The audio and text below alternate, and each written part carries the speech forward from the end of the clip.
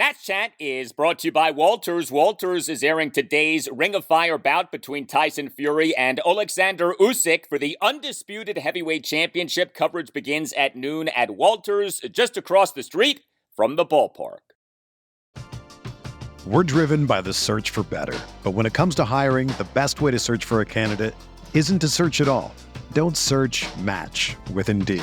Indeed is your matching and hiring platform with over 350 million global monthly visitors, according to Indeed data, and a matching engine that helps you find quality candidates fast. Ditch the busy work. Use Indeed for scheduling, screening, and messaging so you can connect with candidates faster. Leveraging over 140 million qualifications and preferences every day, Indeed's matching engine is constantly learning from your preferences, so the more you use Indeed, the better it gets. Join more than 3.5 million businesses worldwide that use Indeed to hire great talent fast. And listeners of this show will get a $75 sponsored job credit to get your jobs more visibility at Indeed.com/Blue Wire. Just go to Indeed.com/Blue Wire right now and support our show by saying that you heard about Indeed on this podcast. That's Indeed.com/Blue Wire. Terms and conditions apply. Need to hire? You need Indeed.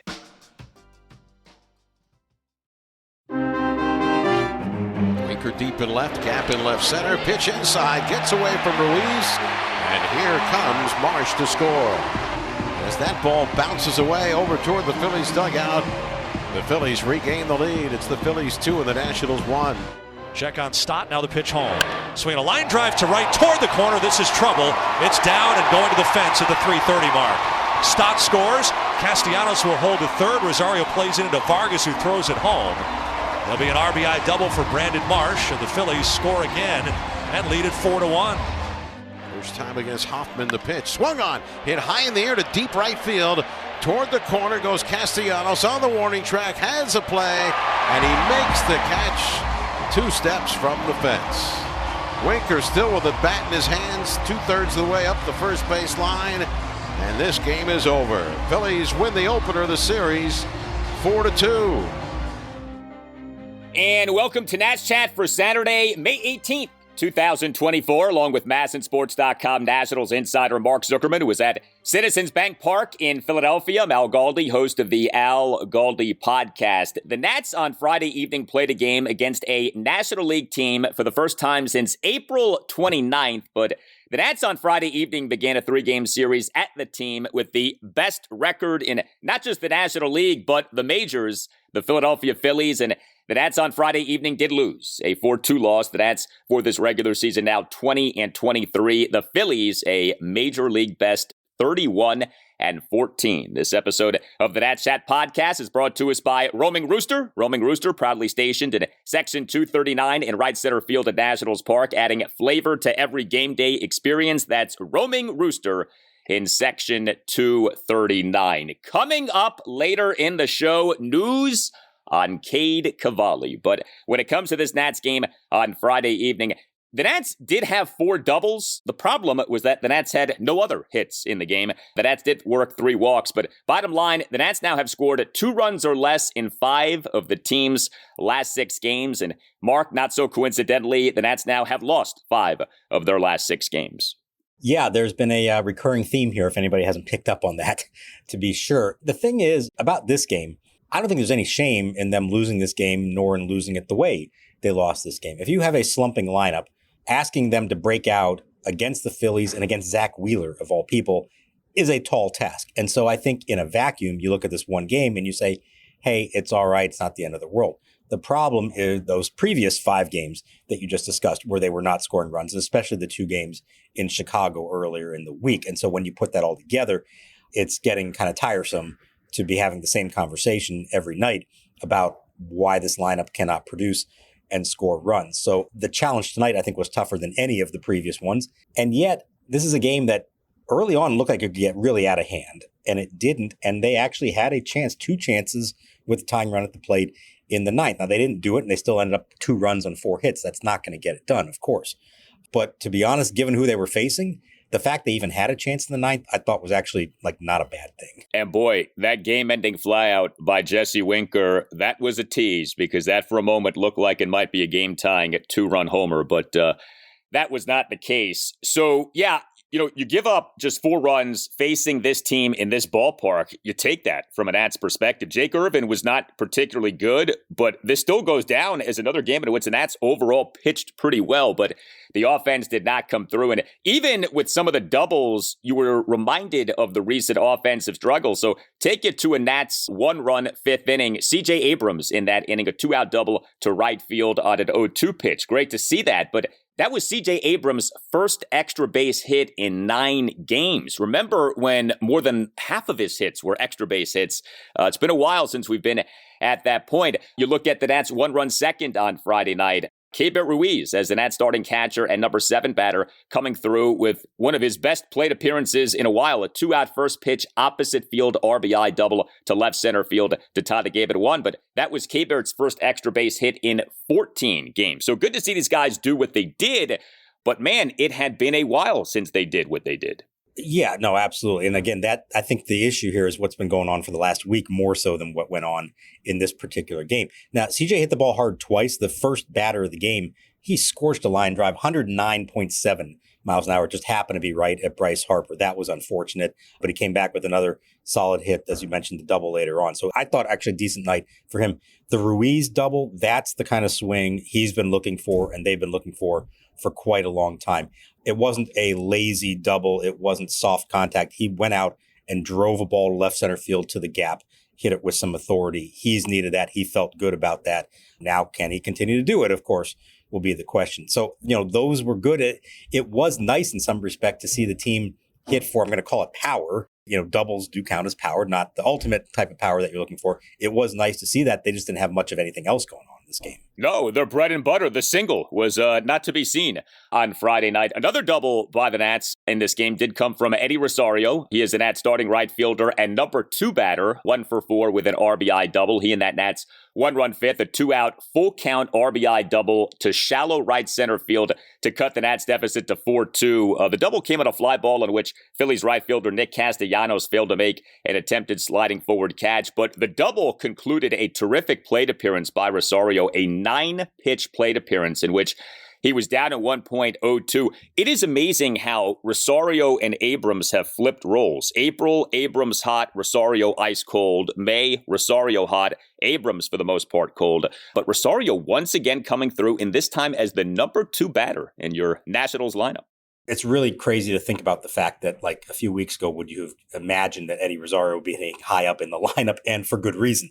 No, nobody saw that one coming. Good on him for getting it together.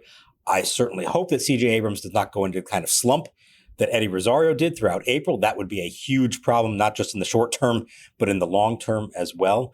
Rosario did make a pretty costly mistake, though. After that double that drove in Abrams, he's on second with 2 outs, Meneses at the plate. There's a pitch in the dirt, and he just immediately went for third before recognizing that the ball didn't actually get past JT Realmuto. It was stopped. He winds up getting thrown out very easily at third base. With 2 outs, you're already in scoring position. I know Meneses hasn't been driving the ball really well, but a base hit should be able to score you anyways. That was an unnecessary gamble, and who knows how it would have played out, but that was one costly mistake from a guy who otherwise has been playing here pretty well for a while now. And that is another unfortunate out made by the Nats on the base pass. And then a 4th Nationals double on Friday night as we take you through a roll call of Nats doubles in this game. The returning Joey Gallo. So you talk about like announcing yourself being back, a prototypical Joey Gallo game on Friday night. So the Nats on Friday afternoon announced having activated Gallo from the 10-day injured list, which he had been on since April 27th due to a left shoulder AC sprain. Joey Gallo in this game on Friday evening as the Nats starting first baseman and cleanup batter, 1 for 4 with a double and 3 strikeouts. And there you go with Joey Gallo. But good to see him get the double, top of the 9th, a wet-out first pitch double to right field. So look, before he went on the injured list, way too few homers, but he was drawing walks and he was striking out a lot, even by Joey Gallo standards. He comes back Friday night, strikes out 3 times, but does at least give you that double. Man, could the Nats use Gallo to just be more of himself, hit for more power, get these homers coming. Hopefully they are coming. We'll see. Look, they understand there are going to be strikeouts. That's who he is. That's not going to change. They just need the times that he does produce to be meaningful. The double's nice. Homers would be better. He played 10 games on rehab in the end, and he homered in 4 of them. So that's good. The problem is he only had 1 other hit. It's 5 total hits and 4 of them were home runs. The best part about the rehab assignment to me is that he had almost the same number of walks as strikeouts. Now, that means he's drawing walks, good eye and all that, but he wasn't striking out as much. Obviously, very different kind of pitching that he was facing mostly there at AAA than he's going to see in the big leagues. But you would hope that maybe some of that can rub off on him and he can have a few more productive at-bats. I get the frustration from everyone when you see them bringing this guy back. He has not delivered at all for them the way they thought. But until they're ready to make the big moves at some point this summer, they're going to need a guy like Joey Gallo to do something for them. He's going to have to be a part of the lineup. He's going to be the first baseman. And so kind of like with Rosario, you got to ride this out and hope that he goes on one of those stretches where he does get hot and that it does ultimately make a difference for you. You can't give up on him at this point. You don't have the alternatives unless you're willing to go very young. And I think as we've seen, that's just not where they're at yet. This episode of Nats Chat is brought to you by Roaming Rooster. Established in 2015, Roaming Rooster began as a food truck roaming the district before anchoring its first brick-and-mortar establishment in 2018. Inspired by a mission to provide quality comfort food that customers can feel good about eating, the award-winning fast casual restaurant offers fried chicken that is grain-fed, free-range, and antibiotic-free. With 11 locations throughout the DMV, we are on the move, gearing up to unveil 2 new locations in Maryland, one in late summer at Woodmore Town Center in Glenarden, and another in the fall in downtown Silver Spring. In the meantime, find us at Nats Park, proudly stationed in Section 239 in left center field, adding flavor to every game day experience. That's Roaming Rooster in Section 239. We're driven by the search for better. But when it comes to hiring, the best way to search for a candidate isn't to search at all. Don't search, match with Indeed. Indeed is your matching and hiring platform with over 350 million global monthly visitors, according to Indeed data, and a matching engine that helps you find quality candidates fast.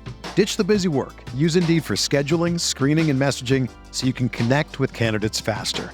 Leveraging over 140 million qualifications and preferences every day, Indeed's matching engine is constantly learning from your preferences, so the more you use Indeed, the better it gets.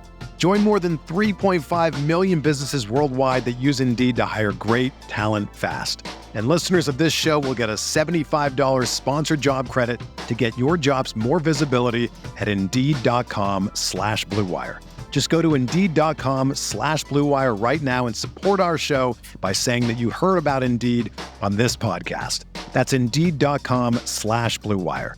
Terms and conditions apply. Need to hire? You need Indeed. The best way to learn a language? Immersion. Living where the language is spoken and using it every day. But if that's not in the cards this year, you could still learn a language the second best way, and that's with Babbel. Babbel's quick 10-minute lessons are handcrafted by over 200 language experts to help you start speaking a new language in as little as 3 weeks. Here's a special deal for our listeners. Right now, get up to 60% off your Babbel subscription, but only for our listeners for a limited time at Babbel.com/NatsChat. Get up to 60% off at Babbel.com/NatsChat. That's spelled BABBEL.com/NatsChat. Rules and restrictions may apply. Here's your Dylan Cruz update for the game played on Friday as James Wood and AAA Rochester were rained out. Cruz hit third, played right field 0 for 4 with 3 strikeouts. His OPS is at 773 on the season. Also, Robert Haslett III, his OPS 772, and Brady House 818. Now back to the show. Wheeler delivers. First pitch swung on, hit in the air to left center field. Rojas on the run, diving, can't get it. It's by him. It will go to the wall. Vargas heads for third, being waved home. He will score to tie the game. And into second with a line drive, doubling into the gap, and a run batted in is Keibert Ruiz.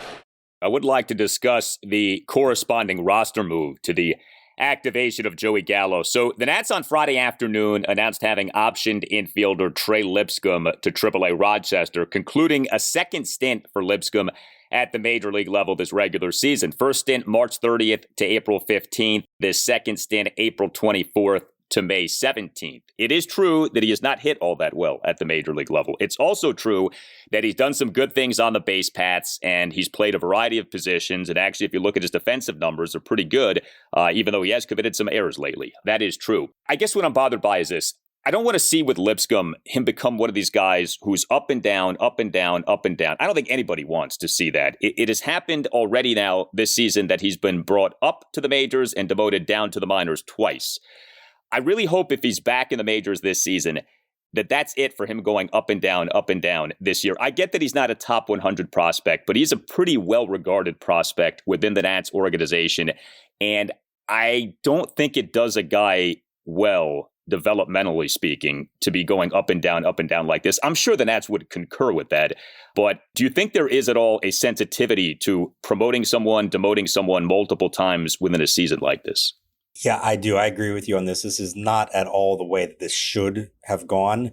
Now, circumstances, both times that he was called up were because of injuries to somebody. First, it was Nick Senzel on opening day, and then to Gallo. And so I guess if you're reading between the lines, the Nationals as an organization are saying, we don't actually think this guy is big league ready yet, but because there was an opening and a chance for him to play every day, we're going to go ahead and bring him up and see how he does and get him some experience, understanding that unless he really knocks our socks off, he's probably going to go back down whenever that player returns from the IL. And that's what happened in both cases. It's not the best way to handle this, like you said. I agree. I hope that the next time is the final time that he comes up and he stays up here. Maybe that is possible this summer as you look to either trade some of the veterans, or if you've reached a point where you're ready to move on to the kids, you cut ties with some of the veterans. So would I rather be seeing Trey Lipscomb play third base every day than Nick Senzel? Yeah. But I also know that the reality of the situation is you sign a guy like Nick Senzel, you give him $2 million, you hope he can turn into something resembling the player he was supposed to be, and then you hope you can flip him at the trade deadline, and you give Trey Lipscomb time to develop at AAA. If Senzel doesn't get hurt in that freakish way on opening day, we may not have seen Lipscomb at all. Who knows? Maybe the Gallo injury would have precipitated it. Maybe it would not have. I think he's done fine up here. It hasn't been great. I think the key there, and Davey mentioned it, he has his moments. He has individual games that you say, wow, he looks really good, but he's not sustaining that. So there's not a whole lot of consistency game to game from him. They really want him to work on that. But he's going to go AAA and play a lot of different positions. And I think ultimately there is a recognition here that that's his future as a big leaguer. Maybe they've seen enough to say he's probably not our everyday third baseman of the future. He's probably not our everyday second baseman of the future. But he is a guy who can play a lot of positions and still potentially be a part of a daily lineup in that super utility role. I don't love the way this has played out. I'm sure deep down, if they could go back, it's not the way they would want it to play out either. But for now, I think it's just the reality of the situation. It reminds me of Luis Garcia Jr. a few years ago, where he's not a top 100 prospect, but he is a pretty well-regarded prospect within the organization, and he is summoned to the majors and demoted to the minors a bunch before he finally sticks. And I remember talking with you a few years ago about Garcia and saying, this does communicate what the team seems to think about Garcia, which is they like him, but they don't love him, because otherwise they wouldn't be toggling him between minors and majors, majors and minors so often. And I just hope that we don't get to that point with Trey Lipscomb. There are other moves the Nats could have made here with Gallo. Joey Meneses does have options. And I know that probably sounds, they're not going to demote Meneses. But to that, I would say, well, why not exactly? Joey Meneses on Friday night was once again in the upper portion of the Nationals lineup. I hope everyone listening has someone as loyal to you as Davey is to Joey when it comes to batting him in the upper half of the lineup. Starting designated hitter number 3 batter, he went 0 for 4. Joey Meneses' slash line for this regular season now, batting average 220, on base percentage 290, slugging percentage of 267, as he for a second consecutive season is hitting for 0 power. And let's remember, and I say this with all respect to Joey Meneses, because him just making the majors is an accomplishment, but like when we talk about Joey Meneses, It's based on 2 good months in 2022, okay? Like, let's have some perspective here. It's 2 good months in a really bad season of 2022. Last season, he did some good stuff with runners in scoring position. He did not hit for power last season. You look at the advanced metrics, he was basically a league average batter. This year, he has been a lot worse than that. And if you take a step back, all right, if you go by Baseball Reference's version of WAR for this regular season, Trey Lipscomb, 0.7, Joey Meneses, minus 0.1. If you didn't know better and you said you just demoted a promising player age 24 season with a WAR of 0.7 to keep someone age 32 season with a WAR of minus 0.1, boy, you'd have a hard time justifying that to someone who doesn't understand the context. Now, yes, there is context. I get that. And the conversation with Joey Meneses of we're demoting you to the minors would not be a comfortable one. I get that. But bigger picture, it doesn't look so great that the Nats are doing this. You're not wrong about any of that you just said. I think the concerning thing here is the quality of the at-bats is going downhill. He did not look comfortable at all. Now, again, Zach Wheeler's a tough pitcher, of course, but it's not just this game. It's several games. He's either making quick outs and hitting weak ground balls, or he's taking pitches that he could be aggressive on. He's not hitting the ball with authority. The hits he does produce, for the most part, are loopers over the second baseman's head, ground balls through the holes, not really hitting the ball with authority. And there is a point, and I think it is fast approaching, that you're saying, what are we doing here? Is this worthwhile? And another guy who's not quite ready to come back yet, but it's not that far off, is Lane Thomas, who sounds like ready to start a rehab assignment beginning of next week. So like Tuesday, could go start playing in minor league games. You probably want to give him close to a week, if not more, to get his timing back and everything else.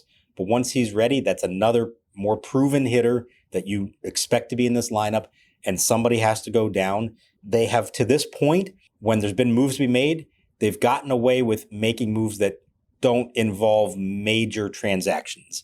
Veteran players, DFAing players, things like that. There is going to come a point here. We've known this is coming at some point this season, when they are going to finally prioritize young guys who are big league ready and could be part of the future at the expense of veterans who do not appear to be part of the future and perhaps don't even have any real trade value to you as an organization. I think we are getting to that point with Meneses. They're not quite there yet. If I'm him, I'm very worried about my status right now. I think it's entirely possible that he's been worried most of the season about his status, and that could have something to do with the way he's performed. I think we've talked about this before. I've always kind of gotten the sense from him that he's never truly felt comfortable as a big leaguer. As great as those first 2 months were, he's always felt like he's one move away from being sent down and never coming back again. And I'm sure those thoughts are swirling through his head right now. It is a great story. We had a lot of fun with Joey Fourbags in 2022. And look, off the Eddie Rosario scenario, maybe Joey Meneses gets going at some point here, but so far, that has not happened. From groan-worthy dad jokes to patching up skinned knees, your dad is one of a kind. This Father's Day, give him a gift that is guaranteed to take him to his happy place. Omaha Steaks. Order mouth-watering gift packages starting at just $89 when you go to omahasteaks.com and use promo code NATSCHAT at checkout. Each package is backed by their unconditional money-back guarantee. Show your dad the love he deserves with a gift as unforgettable as he is. Visit omahasteaks.com, promo code NATSCHAT at checkout.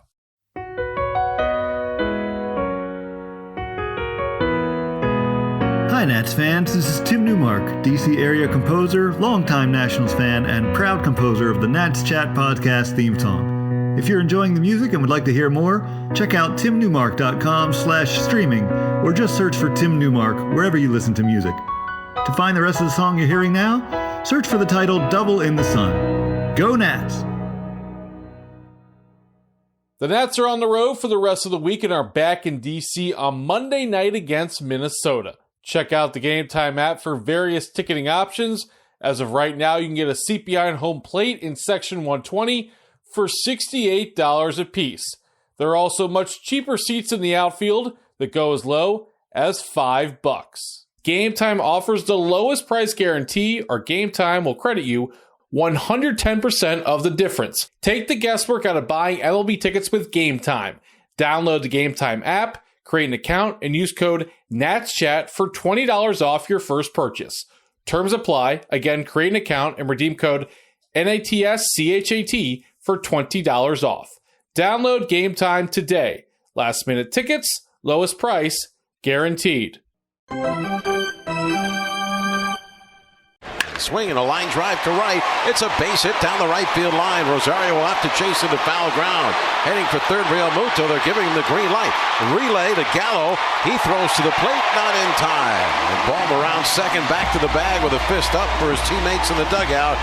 He has himself his 18th double and his 37th run batted in. And the Phillies take the lead here with a 2-out double down the right field line by Bohm. It's the Phillies 1 and the Nationals nothing. Well, the Nats starting pitcher for this 4-2 loss at the Major League leading Phillies on Friday evening was Jake Irvin. The final line, 4 runs in 5 innings. He gave up 5 hits, which were 2 doubles and 3 singles. He issued just 1 walk, but also 2 hit by pitches and a run-scoring wild pitch. Control was a bit of an issue. He only recorded 2 strikeouts. He over his 5 innings threw 93 pitches, 57 strikes, 36 balls. Irvin allowed 3 runs over 3 innings, did then toss perfect 4th and 5th innings, so that was good. But he, in each of those first 3 innings, issued a hit by pitch or a wild pitch, and you noted this on X, he was drenched in sweat. This was Strasburgian, the sweating of Jake Irvin on Friday evening. What was going on there?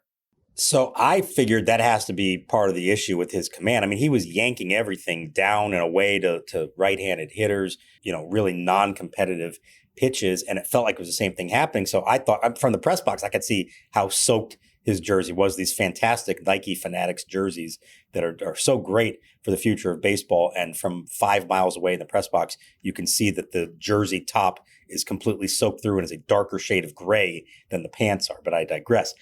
Jake said that was not the issue. Now, he did change his jersey after the 3rd inning, and he said it made a huge difference in terms of how he felt. He felt like he was carrying an extra 10 pounds of weight on him. But he said there was not an issue as far as gripping the baseball. That's not what was going on with his pitches. He felt like he was not commanding his fastball in particular, got himself into some bad counts, and then became predictable. That was his word for it. And he felt like once they made that adjustment, he went to his curveball a lot more, started having success with that. And I thought, all things considered, I know the line doesn't look good. I think it's actually kind of a decent start by him, given who he was facing and the fact that this could have gotten out of hand early on, and it did not. And so after 3 innings, you've given up 4 runs, you're at 72 pitches, and like you said, you're all over the place with your command. To then turn around in this ballpark against that lineup and retire the last 7 guys that he faced and get through the 5th on 93 pitches, I think that's actually kind of a step forward for him, as weird as that sounds, and that it was not a good pitching line in the end. But if this is what he's like at his worst, and he avoids those big innings and those blow-up starts, I think that's actually an encouraging sign in the bigger picture.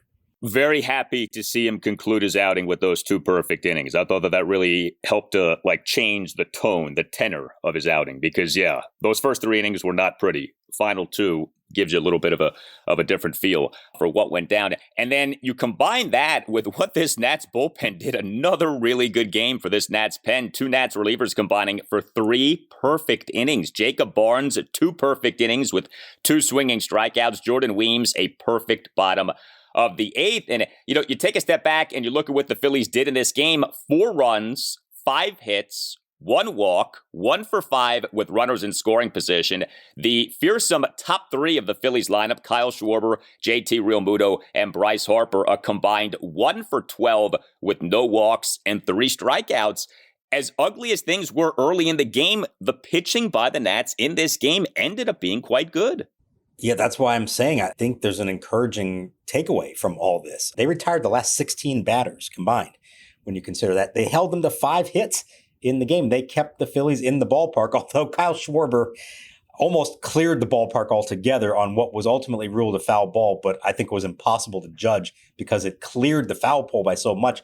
There was no way to tell for sure which side of it landed on. So thankfully they called it a foul ball. But for the most part, I think it's really impressive what they did. And this is a continuation. The Nationals put this stat out. They have one of the lowest ERAs as a staff in the majors for a month now. They have quietly done a really nice job, and I think the bullpen has been a big part of it. Jacob Barnes, I know he's not pitching high leverage spots, but he's given up 1 run now in 11 games out of the bullpen. And I say it's not high leverage, but you know what? In a game that's a 2-run game, you do that, you extend it, and you keep giving your lineup a chance at least to the point that they did have the tying run at the plate in the 9th. That doesn't happen if you put someone out there who then gives up 3 runs in the 7th inning, and now it becomes a blowout. So those are important innings to me. I think it's been a really nice job that he's done, as well as Weems bouncing back after he had that rough one last week. And I was reminded, we've talked about this, we're now up to 2 weeks without Tanner Rainey appearing in a game, even though he's on the active roster. I thought maybe this would be the night if it started to get a little more out of hand. The other relievers were too good, and there was no reason to put him in for what was still a competitive game.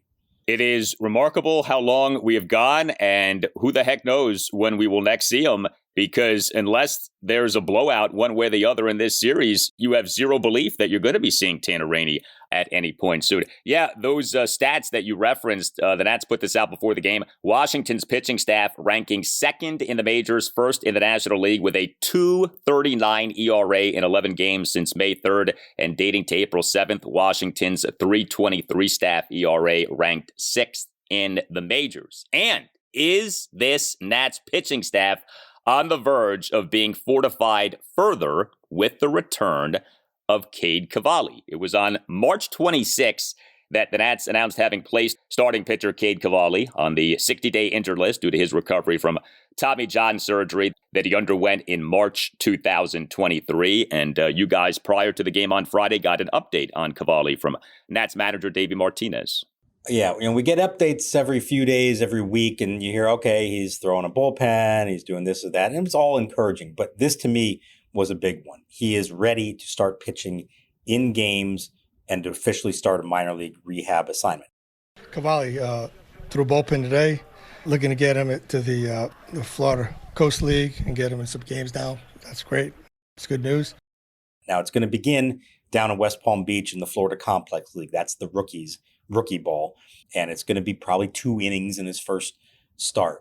But the key point here is once he does pitch in that first game sometime next week, that starts the rehab clock. And as a pitcher, you're allotted up to 30 days on rehab before you either have to come off the IL or they have to shut you down because of a new injury. So what we've been thinking all along was sometime in June, okay, we kind of have a target date now. If he's making that first rehab appearance somewhere around May 20th, give or take a few days, June 20th, give or take a few days, would be a month and would seem like a likely target. Now, the one caveat to that is that Cade Cavalli does have minor league options. So he could get through the entire month of rehab, and if they don't feel like he's ready yet, they can just kind of send him to AAA and have him continue to pitch there as just a minor leaguer, kind of like they did with Stone Garrett on the offensive side. So it doesn't guarantee that he will be making his major league season debut in 1 month, but it does give a better idea of a timeline now. And to be honest, it kind of fits with what we've thought all along and what he said all along, which tells me that things are going the way they're supposed to go. It's a wild card for this season, right? Because you don't know what you're going to get from this guy, but you think about what you could get from this guy. And it is exciting to think about. Like, this could be like a major quote unquote trade acquisition in the middle of the season, getting a premier pitching prospect in the sport. Now, he's coming off Tommy John. So again, you don't know what he's going to be, but that is something that could be sneaky impactful. Cade Cavalli pitching in the majors for the Nats before the All-Star break. Now, among the others who Davey Martinez updated us on, Josiah Gray. Josiah Gray threw another bullpen. If he keeps continuing to go this, we're going to ramp him up a little bit. It was on April 9th that the Nats announced placing Gray on the 15-day injured list, retroactive to April 6th, with a right elbow / right forearm flexor strain. And everybody got nervous when this happened, and justifiably so, because you hear about that injury and you say to yourself, oh boy, is this another Tommy John surgery candidate? Well, for now, he's not undergoing that surgery. And so when he initially got placed on the IL, I said to myself, all right, this guy's going to be out for a month, maybe 2. Then when we found out, okay, it's not as serious as we thought, you said, okay, maybe he's back in a few weeks, a month, maybe month and a half. Next weekend is Memorial Day weekend, and he's still just kind of slowly ramping up here. And so the earliest he would be back, it would seem, is early June at this point. And even that may be aggressive. So even without this being a super serious injury, he's going to miss, it sounds like, at least 2 months, maybe more. I mean, is that how you're reading this? Yeah, I think so. The thing that's hard to figure out here, he's throwing bullpen, so he is throwing off a mound. He has not faced live hitters yet. The sense has been that Josiah feels like he's ready to start ramping it up more, and the team is saying, hang on, let's take this a little more conservatively. My hunch is that he feels fine, but they are saying it's not worth rushing this process. We're kind of pitching well right now. We know you're important in the long run.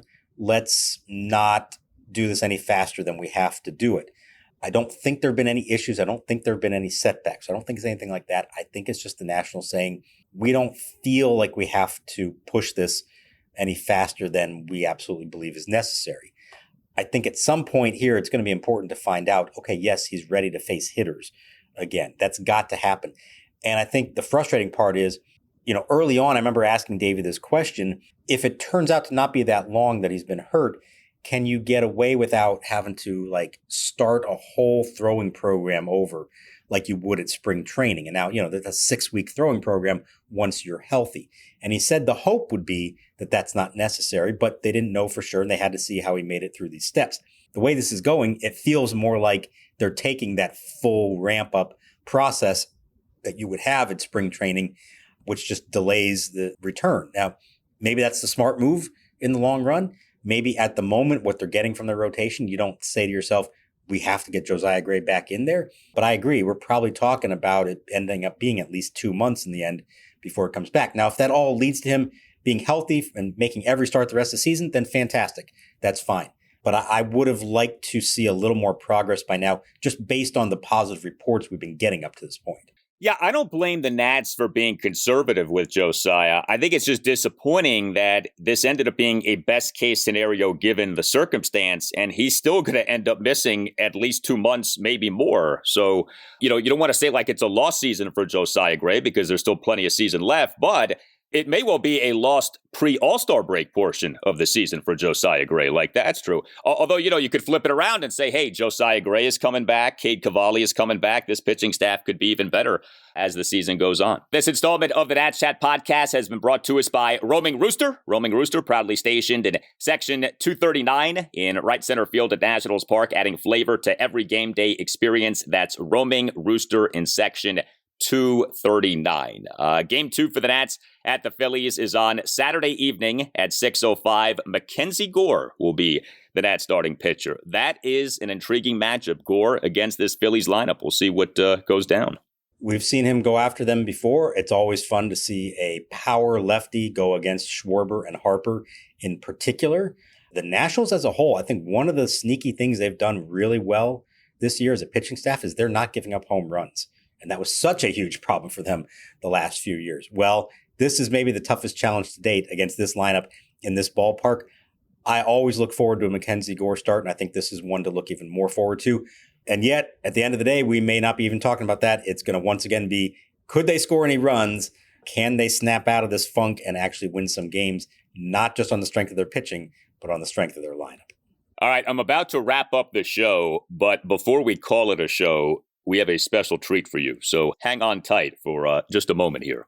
You can hit us up on X at Nats_chat. You can email the show, natschatpodcast@gmail.com. You can find us on YouTube. Just search Nats Chat, and our YouTube handle is at Nats Chat Podcast. And please click on the thumbs up button, and please click on subscribe. We very much appreciate that. We have a website that we invite you to check out, natschatpodcast.com, at which you can purchase a Nats Chat podcast t-shirt. All Nationals radio highlights on Nats Chat are courtesy of 106.7 The Fan. So for Mark Zuckerman, I'm Al Galdi. We thank you for listening. We'll talk to you next time on the Nats Chat podcast. And we are going to leave you now with a greeting from the Nationals' new Spanish radio announcers, Luciano Rodriguez and Gustavo Salazar. You could hear their broadcasts on DC 87.7 FM, La Pantera 100.7 FM and 1220 AM, and on the MLB app for MLB.TV subscribers. Luciano and Gustavo, take it away. This is Luciano Rodriguez. And Gustavo Salazar. We are Los Nacionales en Español, the Nationals Spanish radio broadcaster. We are here saying hi to our amigos. Nats Chat Podcast. Se fue la fruta. Home run. Whether you're a world-class athlete or a podcaster like me, we all understand the importance of mental and physical well-being and proper recovery for top-notch performance. That's why I'm excited that Unified Healing is sponsoring this podcast. Unified Healing is a new and super innovative global network of wellness centers powered by Energy Enhancement System, or EE System. If you haven't heard of the EE System, you'll want to listen up. This technology promotes wellness, deep relaxation, purification, and rejuvenation. In hundreds of locations across the globe, access to a center is easy and affordable. Interested in experiencing the EE System technology for yourself? Go to unifiedhealing.com/bluewire to learn more and find a center near you. That's unifydhealing.com/bluewire. No material or testimonials on the Unified Healing website are intended to be viewed as medical advice or a substitute for professional medical advice, diagnosis, or treatment. Always seek the advice of your physician or other qualified healthcare provider with any questions you may have regarding a medical condition or treatment and before undertaking a new healthcare regimen, including EE System.